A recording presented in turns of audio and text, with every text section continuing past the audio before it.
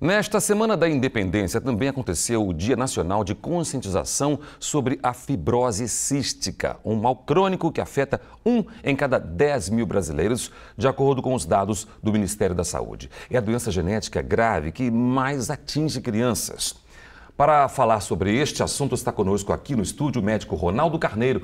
Boa tarde, doutor Ronaldo, tudo bem? Boa tarde, tudo bem. Onde essa doença mais ataca, doutor Ronaldo?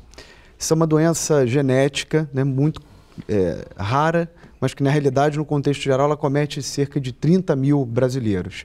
Comete muitas crianças e ataca muito a parte respiratória. É uma doença pulmonar progressiva que também afeta a parte gastrointestinal e, pelo caráter multissistêmico, alguns outros órgãos. Mas sem sombra de dúvida que esses pacientes padecem muito das complicações respiratórias. Então, os principais sintomas seriam esses aí? Pela doença ser polimórfica, ou seja, apresentar de múltiplas formas, né, ela pode ter um perfil de manifestação diferente de paciente para paciente. Mas não há dúvida que tosse crônica, infecções respiratórias de repetição, né, por bactérias, às vezes, muito difíceis de serem tratadas, são as manifestações mais frequentes. E começa muito cedinho, doutor? Muito cedo, desde a infância. Na parte do tubo digestivo, a gente tem diarreia, né, diarreia com gordura com bastante frequência. Isso pode ser um indício para a investigação inicial dessa doença. E é possível, então, fazer um diagnóstico precoce lá, bem...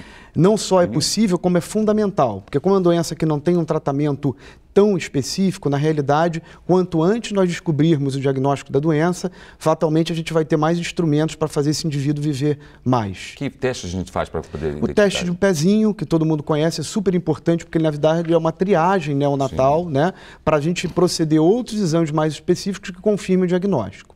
Doutor, a fibrose cística tem cura?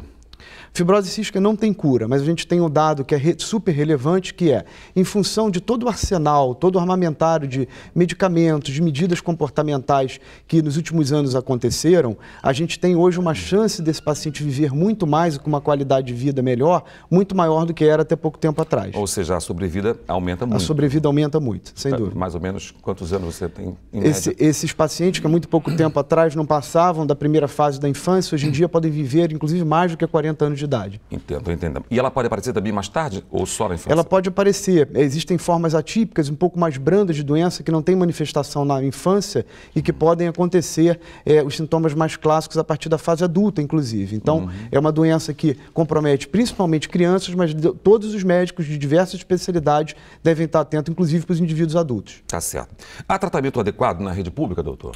Há tratamento... de referência, assim, quero dizer. Sim, isso é muito importante, porque como é uma doença multissistêmica, de caráter multidisciplinar, o indivíduo precisa ser acompanhado por um médico, nutricionista, fisioterapeuta. Então, existem os centros de referência. No Rio de Janeiro, nós temos no Hospital Pedro Ernesto, né, da UERJ. Sim, Hospital do Estado, né? Do Hospital do Estado. E esses pacientes, familiares, devem ter um acompanhamento nos centros de referência preferencialmente. Doutor Ronaldo Carneiro, muito obrigado pelos esclarecimentos aqui no Repórter Rio. Obrigado. Muito obrigado pela sua participação.